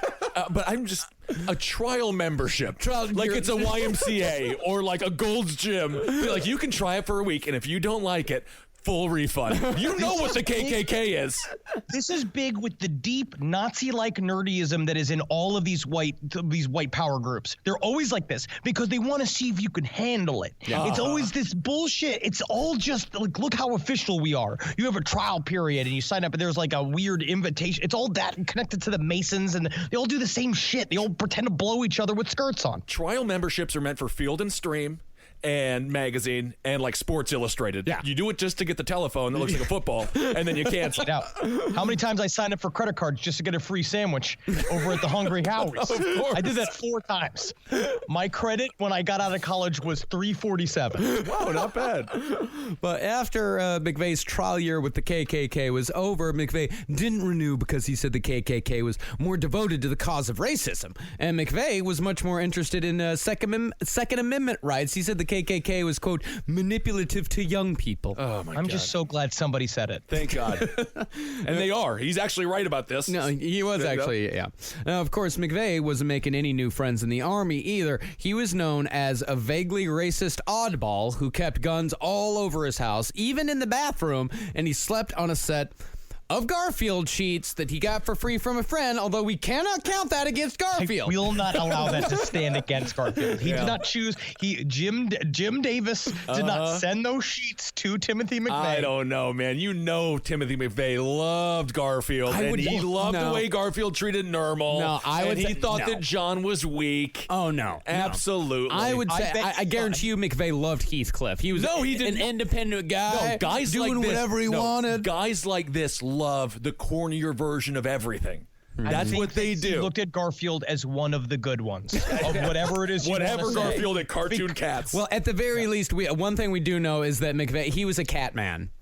He was a cat man. Yeah, he was a cat guy. He always had cats. I couldn't dislike this guy more. Nothing wrong with cats, but of course he's a cat man. And if you have a cat, that's fine. I love cats. But, yeah, but we all know there's something about a guy with a bunch of cats. A single man with cats? Yeah. Although if you are a cat and Timothy McVeigh is your owner, like that head, that's a perfect scratching post. The brush cut is a perfect haircut for a cat to scratch. Absolutely, but God, it's got to be so hard just to find those pure white cats. That's such a pain in the ass. Yeah, I don't know. If you have a cat, like if you and your girlfriend had a cat together and you guys broke up and then you got the cat, I can see you being a cat guy. But like a guy that goes out and gets like 2 or 3 cats like on his own, like a single guy with a bunch of cats, nah. Well, unless you take care. Sometimes when we're having fun, I let the cats, they'll play with my chest and they act as if I'm mommy. And they'll just nurse on me. And it is just the most precious. Just, ow, Saddam? I named my cats. You named your cat Saddam. That's very good. Well, no, all animals need love. Yes. So since McVeigh hadn't found anyone else in the Army willing to share his horseshit views besides just Terry Nichols and Michael Fortier a few years earlier, Tim started attending gun shows more and more to find people who shared his worldview. And the Army was starting to become one hassle after another, like when he was charged for a urine stain on his mattress, even though McVeigh swore up and down that he definitely did not, at any point, wet the bed. I could see one of the fellow soldiers just being like, I got a funny joke to play on Tim. I'm going to piss on his bed a little bit. Just piss on his bed just a little bit. In the end, it wasn't any one big thing that led to McVeigh leaving the Army. It was more like just a bunch of little things, you know? I understand. It is always the little things, isn't it? All Timothy McVeigh said when he left was that he had things to do and he could not do them within the Army. And then he put on his earbuds and Bad Company played as he walked out the Army. And so in late 1991, McVeigh left a promising military career behind and moved back home to Pendleton, New York. Remember, this guy could have been a Green Beret. He was on track. He could have gone back to Special Forces training. Instead, he went back and worked the graveyard shift at the Buffalo Zoo as a security guard. That's the saddest shift. He's just sitting there, just being like, none of these parrots like Bad Company. I'm sitting here with my broom, and it's like, am I the Jewish cabal of this zoo? Should I just free all of these parrots and giraffes? Oh. None of them will listen to reason. At least they can't interbreed, so that's good. That's nice. That has got to be the saddest zoo. Yeah, the Buffalo Zoo. Yes. There's like no one there. Yes. Oh, That's where they get the Buffalo chickens for the chicken wings. They're all just there. see. That's how they cull the herd. Well, the terrible tragedy of this whole thing, and this is serious here, this is the terrible tragedy, is that when McVeigh returned to Pendleton, he actually reached out for psychiatric help to deal with his PTSD. But he was too ashamed to give his name to the local VA because he thought it would hurt his chances at jobs, at future jobs, that his employers would check up on him and would see that he had gotten psychiatric help in the past. And That's sad as fuck. I mean, had McVeigh actually gotten help, had he not been too ashamed to give his name, or had the VA allowed him to get help anonymously, then it is possible that Timothy McVeigh would never have become what he eventually became. It didn't seem like he was really going for jobs that would care if he had mild PTSD. He's working the night shift at a zoo. Well, no, I really do think like that's how we treat our veterans, though. That's really it's fucked up how that happens. That is true. Yes. Yeah, McVeigh, he made a sincere attempt, but because he was ashamed, he did not seek help, and it led to Oklahoma City. And as we always say on the show, if you want to seek help because there's nothing wrong with it whatsoever. It's 100% normal, and the world will thank you for it. Yes, absolutely. We're all sick. Everyone is sick. Every one of us is sick. Yeah. It's not shameful to be sick. Yeah, and you're among sick people here at Last Podcast on the Left. I'm not sick. All right. Good. No good. And that's how you nothing not healthy about that. I forgot, Ben, that you are 100% mentally stable. There it is. Crushed it, Marcus. I just handed Marcus $20. So instead of getting help, McVeigh started writing letters to the editor. I do love this. letters to the editor is my favorite practice from people who just have to scream about the government or whatever it is. Well, one letter to the editor published in a local newspaper on February 11th, 1992 read, in part, America is in serious decline. We have no proverbial tea to dump. Should we instead sink a ship filled with Japanese imports? Is a civil war imminent? Do we have to shed blood to reform the current system? Can we get another spin-off to Cheers? I hope it doesn't come to that, but it might. And the funny thing is, those super intense letters to the editor, there's the one right next to it is like, the pothole on 34th Street still has not been filled. I've been, the lack of respect that all Conyers County gets is something I am just beside myself. We need a stop sign at 6th and Maple. The federal government must be taken down. Now, honestly, the Jewish cabal won't put a water fountain in at the YMCA. See, actually, McVeigh, he was starting to get deeper into the wackier side of conspiracy thought. One conspiracy that he 100% believed and subscribed to said that the government was building huge crematoriums along with 130 concentration camps around the country to round up and exterminate citizens with anti-government views. And this was in 1991. The government... You may know this conspiracy theory by its modern name, FEMA death camps. The government cannot make a bridge. The government can't function. The government does not have the ability to do any of these things that conspiracy theorists think they can. Number one, show me proof that they're not. Okay, they're not because there's no proof. There's no proof. Show me proof. You can't prove. See, this is what they do. You have to prove a negative. You can't. Tell me. Show me proof. Show me proof that they're not doing it. Then I'll say, okay, sure. Maybe they're not. The only way to prove that is to give you a picture of every square inch of the entire fucking country, you idiot. Show me proof that they are not. Exactly. That's what I'm talking about. I'm on Google Maps. I'm looking at the street views, and they block some of it off because they say it's secret and classified. But also, I think that the Black Ops government could really do it. But what's interesting about the Black Ops part of the government is that that's not federal. That's private. So yes, private people are doing a lot of different shit. All those kind of contractors, they're doing a lot of fucked up shit and are very capable, but they're doing stuff that we don't know about. They're not setting up concentration camps, fucking moron. I will say that no, they are not setting up concentration camps. But the sad thing about that conspiracy theory, in reality, the prison industrial complex, there are black sites in Chicago. Yeah. We know that for a fact. We know that the prison industrial complex is holding people, and it is indentured. It is the new slavery. So that's the real stuff that people should be talking about. This is a part of how the government can get away with this shit is that you outsource it. You outsource the crooked shit into your black budget stuff, and so it's all private. It's all privatized. So you don't have to have government oversight. But that's crooked shit. Those are people. They are looking to make money. There are no crematoriums around. I know there's no. And but these people this is crooked shit. This is them making money. This is them making a couple of extra bucks for their shareholders. All these fucking black sites. That's what that is. It is not the NWO coming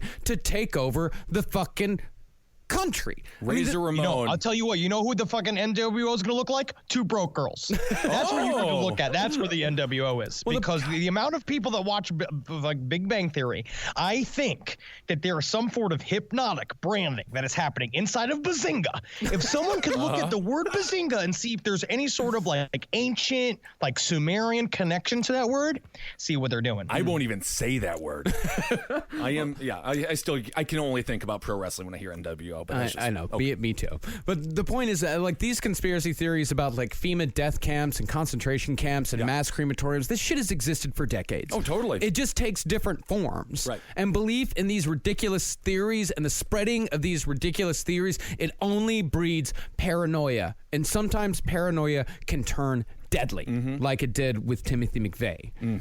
And then Ruby Ridge happened, which, to McVeigh's conspiracy-riddled mind, proved that the government was, in fact, coming to take away not only his guns, but every gun in America, slowly but surely. And McVeigh was not alone in getting riled up by the deaths of Vicky and Sammy Weaver. It rallied survivalists and militia groups all over the country. And while I do agree that the FBI straight up murdered Vicky Weaver, they absolutely did, it was not the first strike of the NWO coming to take us over. It was the incompetence of people in charge of the raid and the incompetence of the sniper who took the shot. I believe the sniper that took the shot was new. I think it was his first day or one of his first missions, and that's correct. It was an accident, and the whole thing went wrong.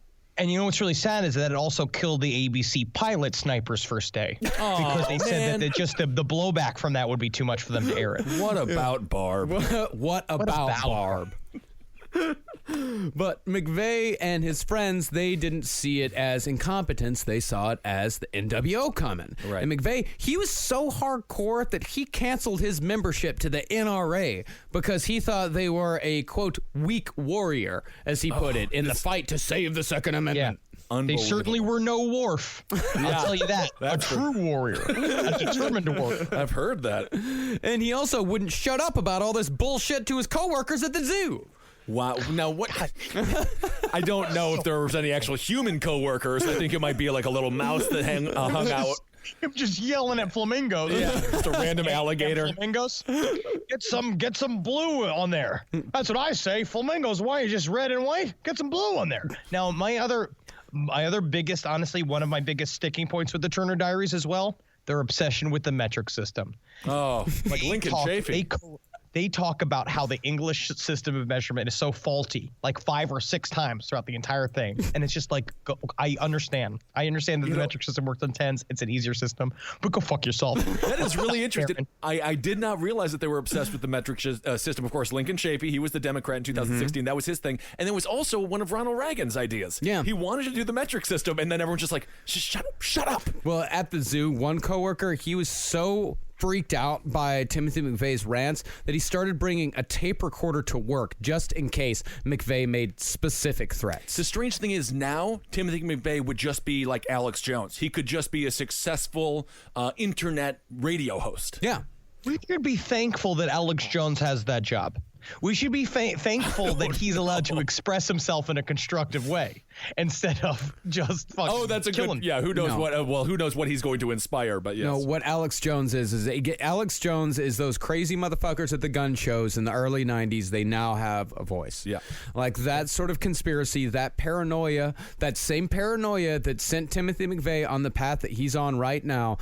That same paranoia that Alex Jones and all of his little fucking buddies are stirring up, it's the exact same fucking path. Yeah. It's not, I'm not going to put like fucking frog memes on the same level as neo-Nazis or anything like that. I'm not going to put Pepe the Frog up there. Pepe was funny in the beginning. Pepe was funny in the beginning. Me and Jackie used to send Pepe memes to each other, and we had a good laugh about it. But I will not support Keck and his terms of chaos. Absolutely not. But like the whole Pepe thing and like these fuckers on the internet, like it's definitely not the same as like neo-Nazis robbing banks in the 80s and 90s. Of course not. But this paranoia and this conspiracy thought and this just like general distrust of the world around you, it leads to dangerous shit. It does. And we're not saying that people can't talk about it. We're not saying people can't believe in it. We're just saying be mindful that you don't get taken down that same fucking road. The universe is trying to show us as much as possible that when we separate the human race, when we try to separate shit and segregate shit, it's bad for us. It kills people. We have to everything is trying to say we are all one entity, that the universe is conscious, earth is an entity. We are the world speech? I'm just saying that we are an extension of the consciousness of the universe. And everybody wants to deny that because they want power, because they want influence, and it's fucked up. It's like we went in on the last Abe Lincoln's Top Hat, or the one previous. We went in some more detail with Alex Jones. So check out that episode because it is an interesting phenomenon, and we do have to be very mindful not to get to the McVeigh level. It's all a part of it, man. Yep. So in 1992, McVeigh's buddy Terry Nichols showed up in Pendleton, New York with a brand new mail-order bride in tow. See, Terry had just returned from the Philippines where he got hitched to a teenager named McVeigh. Tell me, can I say please? I don't like the song Bad Company. Oh my God! Can please tell? I love dairy. I like being I love buffalo. I love the hot sauce. Remind me of the Philippines, but please no more White Rabbit. He does not even know the name of the band. Terry, I love you, man, but you got to get rid of her. She doesn't like Bad Company. Well, McVeigh, he admired the whole mail order move as he felt American women were, quote, prudish and stingy. I can't believe they weren't charmed by his brush cut and overall rough demeanor. Well, his whole tactic, he was one of those guys that like he'd go up to a woman and say like, hey, so we could spend like 3 hours like talking and waste a bunch of money on drinks, or we could just cut to the chase and go back to my place right now. So let me just get this straight. You're just broke, right? Now. Yeah, so you're broke. You can't buy me. We can go right now. Yeah, I'm just going to not. But you can wait. You don't even have to wait. Even in Buffalo, I won't have sex with you. And there was like no other men here. I won't even have sex with you when it's Buffalo. That didn't work. Of course not. It absolutely. We have here from the Turner Diaries. What I love is this. So in the middle of the Turner Diaries, it has a sexual relationship between two members, between Earl Turner and one of the female members of the order, his like branch, his unit of the order. And this is a little excerpt from that, so you can experience what it's like to be being spoke to by one of these men. The shower is a makeshift cold water only arrangement which Henry and I installed in a large closet last week. Very sad that there's a man named Henry. Okay, interesting. Keep going. We did the plumbing and put in a light, and Catherine covered the walls and floor with the self-adhesive vinyl for waterproofing. The closet opens off the room which George, Henry, and I use for sleeping. Of the other 2 rooms over the shop, Catherine uses the smaller one for a bedroom and the other as a common room which also serves as a kitchen and eating area. I undressed, got a towel, and opened the door to the shower. And there was Catherine, wet, naked, and lovely, standing under the bare light bulb and drying herself. She looked at me without surprise and said nothing. I stood there for a moment and then, instead of apologizing and closing the door again, I impulsively held up my arms to Catherine. Hesitantly, she stepped toward me. Nature took her course. We lay in bed for a long while afterwards and talked. It was the first time I've really talked to Catherine alone. She is an affectionate, sensitive, and very feminine girl beneath the cool, professorial exterior she was always maintained in her work for the organization. Catherine had always been apolitical. If anyone had asked her during the time she was working for the government or before that, when she was a college student, she would have said she was a quote-unquote liberal. But she was liberal only in the mindless, automatic way that most people are. Without really thinking about it or trying to analyze it, she superficially accepted the unnatural ideology peddled by the mass media and the government. She had none of the bigotry, none of the guilt and self-hatred that it takes to make a really committed, full-time liberal. After the police released them, George gave her some books on race and history and some organization publications to read, and for the first time in her life, she began thinking seriously about the important racial, social, and political issues at the root of this day's problems. She learned the truth about the system's equality hoax. She gained an understanding of the unique historical role of the Jews as the ferment of decomposition of races and civilizations. Most important, she began acquiring a sense of racial identity, overcoming a lifetime of brainwashing aimed at reducing her to an isolated human atom in a cosmopolitan chaos. Oh my, that sounds like a Penthouse forum written by Ted Nugent's #1 fan. Like that was supposed to be erotic, and then somehow they still got racial politics into it. Good Lord. So pretty soon after Terry Nichols and McVeigh ended their visit, McVeigh got into gambling. Unfortunately, McVeigh was the type of guy to bet on his favorite team, which you should never do while gambling. You never bet on your team. Double, unfortunately. McVeigh, being from upstate New York, was a Buffalo Bills fan. Oh, loser! I mean, they did win a lot. Unfortunately, McVeigh was a Buffalo Bills fan in the early 90s. For those of you who don't know, the Buffalo Bills went to 4 consecutive Super Bowls from 1990 to 1993. and lost. You just get the feeling 4 times. You get the feeling Timothy McVeigh, but the last Super Bowl they lost, he was like, it was mathematically implausible. How did they lose? Jewish cabal to this. Got a Jewish cabal. In the Super Bowl. Oh my God. In the Super Bowl that McVeigh lost $1,000 on was the biggest loss of all, Super Bowl 27, when the Dallas Cowboys destroyed the Buffalo Bills 52-17. God, I loved that game. Anybody's game. It was anybody's game until the very end. I think they lost to the Giants and the Redskins also. They lost to the Cowboys twice. Anybody's game. Yeah, I think it was the Giants, the Redskins, and the Cowboys twice. Oh, Buffalo. And this is funny. Coincidentally, the coin toss for Super Bowl 27, O.J. Simpson. Really? O.J. Simpson did the coin toss for Super Bowl 27, and it was Timothy McVeigh. Hey, you know what? Hey, referee, I got a funny joke. It's kind of foreshadowing the future. I bet you it's going to be heads, like 2 heads. You're funny, OJ. OJ's funny. And do you think that Timothy McVeigh and OJ somewhere, like OJ sat in his hotel room like late at night after the game, and Timothy McVeigh's out there just like having a smoke out behind his shack, wherever the fuck he lives, his dumb fuck life, and you're just sort of like, somewhere out there beneath the great big sky. He's got like his, because he thought OJ was one of the good ones. Oh, I'm sure, yeah. Well, he was, of course, one of the world's, probably other than Jim Kelly, the most famous Buffalo Bill, and possibly even more famous than Kelly himself. Easily. Yeah. So after the Super Bowl loss, McVeigh decided it was time to leave New York State behind. He said, taxes are too high. Oh, that was his issue. And you know what? They are. They are too high. Taxes are pretty damn high here in New York, and especially here in New York City. The crazy thing is, if you just had a passing conversation with Timothy McVeigh, it would be like, he mentioned the taxes and like Second Amendment, would be like, okay, Tim, not bad. And then if you end it there, it's okay. Yeah. Just Timothy McVeigh is just one of those guys you don't ask follow-up questions to. No, never. Yeah. Very similar to Leonard Lake. Yeah.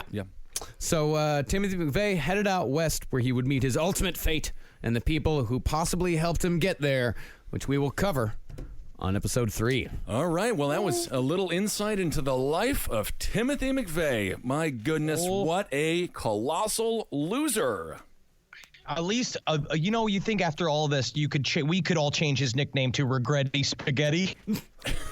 Instead of Noodle McVeigh. That's true. Regretty Spaghetti. Regretty Spaghetti McVeigh.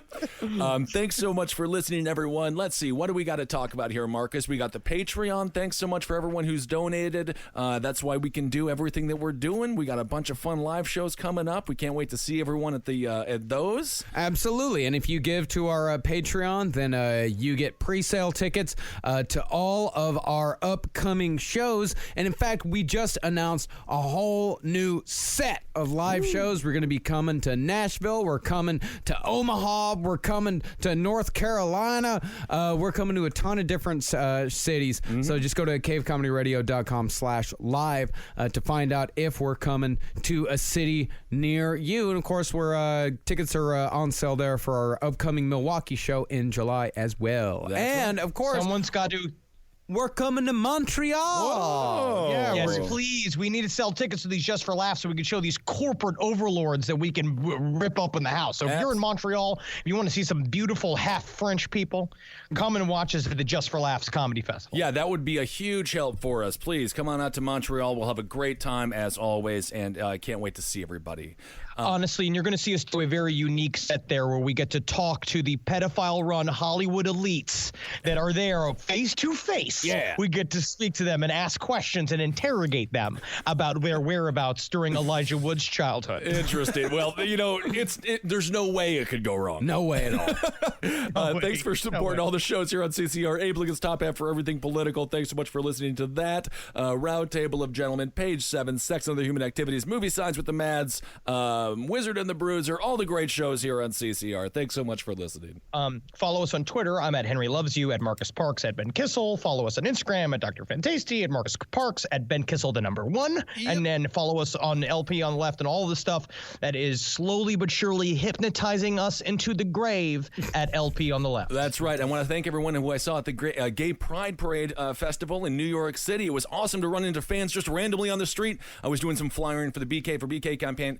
So thank you guys so much for just being incredible. And every time we get to see you in real life, it's just like it's always a joyous, wonderful occasion because only people that know us, only people that like us know us. Exactly. I also, at the gay, it's so nice to look at footage of the Gay Pride Parade while I'm reading all this white pride material because it's nice to have like eyeball bleach as I watch it. Be like, okay, good. They're still, so at least these people are normal. Yeah. And not these fucking white pride bullshit butts. Oh, absolutely. Oh, Gay Pride I love Gay Pride. It's a great holiday. Normal and having fun, man. That's right. Having fun, just enjoying themselves. Just enjoy Not all yourself. Fucking just tight mouth like little bitches. All these. You're allowed to have fun. That's for sure. Hail yourselves, also, everyone. hey, big thing. Don't even look for the Turner Diaries. You're gonna be upset. Like, in order to find the PDF for for the fucking Turner Diaries, you're gonna go through some websites that are gonna really make you mad. Just the banners are gonna make you mad. Yeah. So that's a warning for yourself. It doesn't seem quality enough to read, so It is not. doesn't It matter. Hail yourselves, everyone, Hail Satan. Hail Geen. And me. and a Magustalations. Why not? Magustalations. Magustalations. Celebrate yourself. Celebrate yourself. All right, we got some shout-outs. Yeah. Yeah, we fucking do. All now right. you can hear your names. Thank you for your money. Yeah. Thank you for supporting the show, everybody. We really appreciate it from the bottom of our hearts. Absolutely. And remember, like, we've got a lot of shout outs to get to, so if you don't hear your name this week, just keep listening and eventually we'll get to it. We'll get to it. I promise you, at have some to listen. point. You'll never hear it unless you listen. So you have to listen to the very end of the episode. You can't skip. You gotta listen to the very end, every single minute. Or, just skip right to the end. Yes, that's right. And I promise you, I will butcher your names at some point. Do not worry about it. Yeah. Okay, so here we go. Let's start off with Kelly Kitchell. Thank you so much, Kelly Kitchell. Jen Haynes, Alex Cribb, Catherine Drozdick. Droz was a great professional wrestler. Broke his neck. Really? Yes. I remember He's Droz. He is in a wheelchair. He used to be able to vomit on command. Yeah. And I believe his Awesome. name was... Anybody can vomit on command. That's not a skill. That's called bulimia. No. Well, no, he didn't have to eat. No, Yeah. he didn't have to eat. No, he literally could just vomit. Yeah.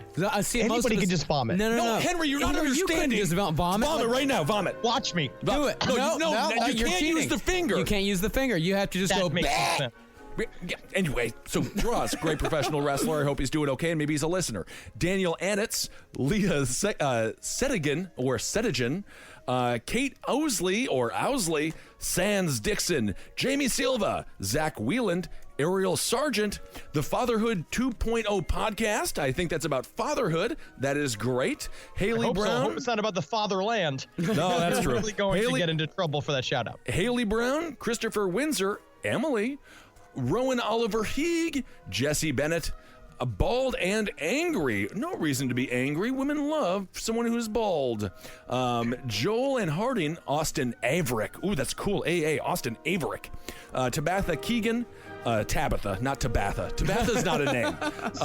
Tabitha Keegan, Katie Ansay, Matt Dillon. We loved you in Wild Things. Oh, you're also great in Crybaby. I don't know if Matt Dillon was my favorite part about Wild Things. I just only remember breasts. Yeah, that pool scene, that really burned through a VHS tape. Was he in Cry? He wasn't in Crybaby. What was the one that he was in? I'm not sure. That was Matt Dillon. Because that was Johnny Depp in Crybaby, Yes, he right? was, yeah. Yeah. Caitlin Best, Jordan Prince, Joe Zupke, Kim Morrison, Tucker Rauch, Jemima. Oh, here we go. I'm going to mess this one up.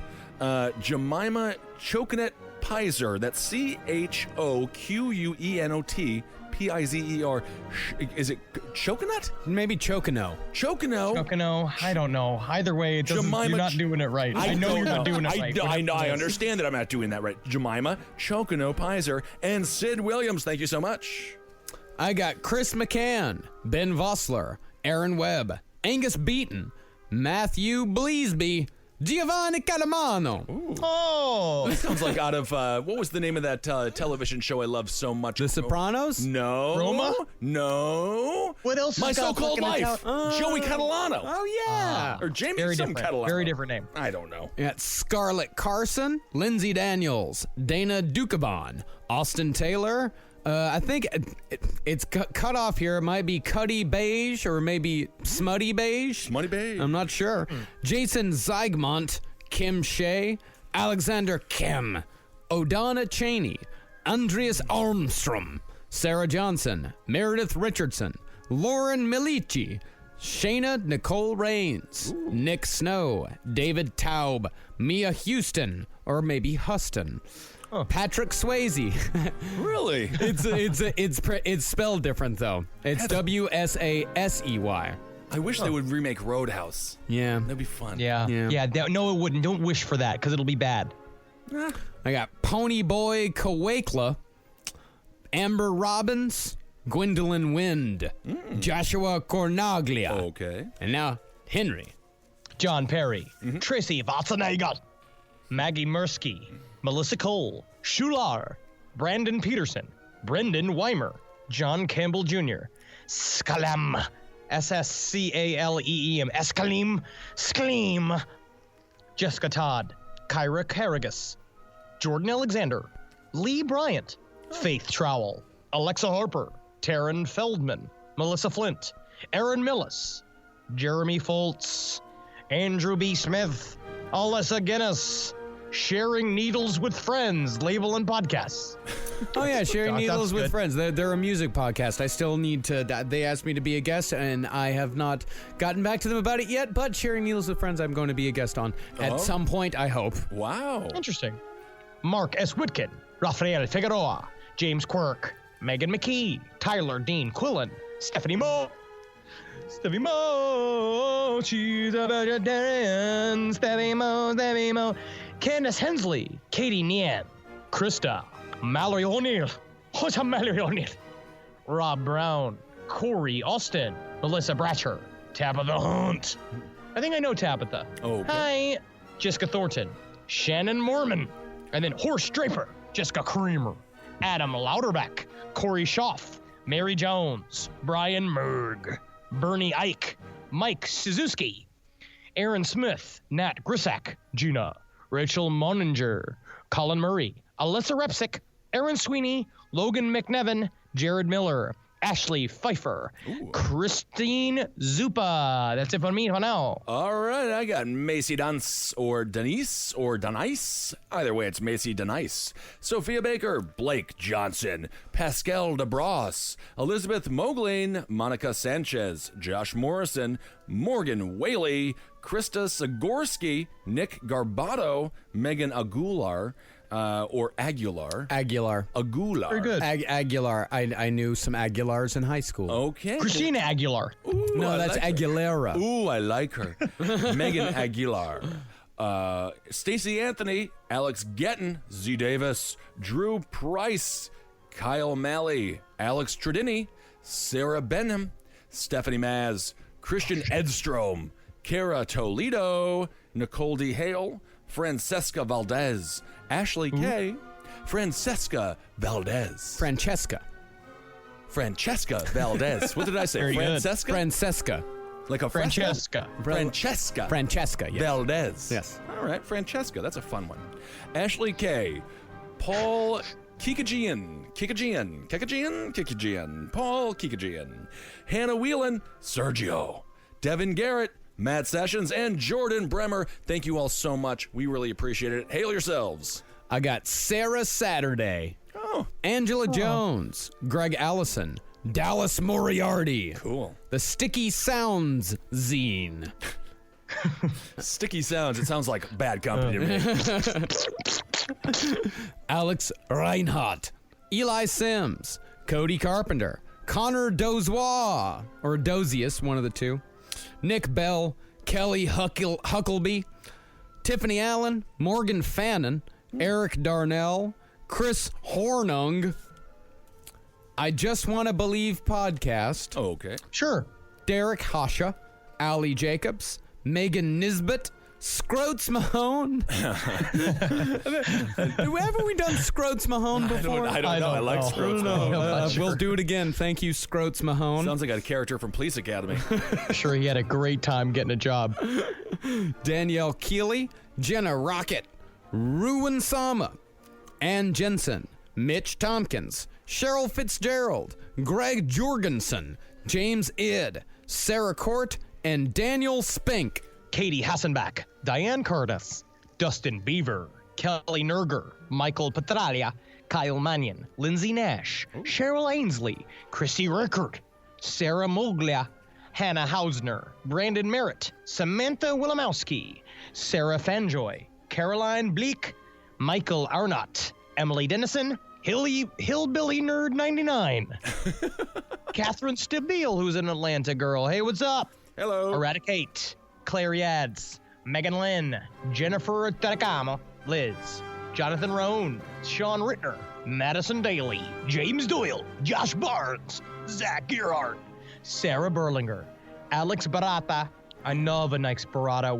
We went to this restaurant and it's like a charred like peaches with burrata on there, and you What's get some like it was a bunch of olives in it, so you got that tang, and you get a vinaigrette on it, so it's Okay. I don't know what a burrata is. It's a soft baby cheese. Happy you ended that sentence with cheese. I watched a bunch of videos of baby octopus. The only thing I could think about was eating them, so it's sad. David Phillips, Sarah Thompson, Jay Powell, Michael McNally, Jason Degenstein, Kara Halen, Andrea Brady, Jack Latin Carlisle, Castor, Jack Lee, Stacy Schugel, Nandita Kamoth, Sarah Ausch, Sky, Sebastian Hope, Teresa Holter, Demielle Herringer, what's going, girl? Brian Hampton, Domino Phillips, Leah Apple, Vaccine, Space Monkey, James Franklin Pace, Elodie Westover, and Sarah Sturm. All right. Thank you all so very much for making this entire show possible. Yes, thank you very much, everybody. We appreciate each and every one of you. Thank you very much. Can't wait to see you at the live shows. Thanks for giving your money. It's off. You can't refuse to take that money, huh? Are you Italian or the woman that Timothy McVeigh lost his virginity to? I can't tell. Hail yourselves, everyone.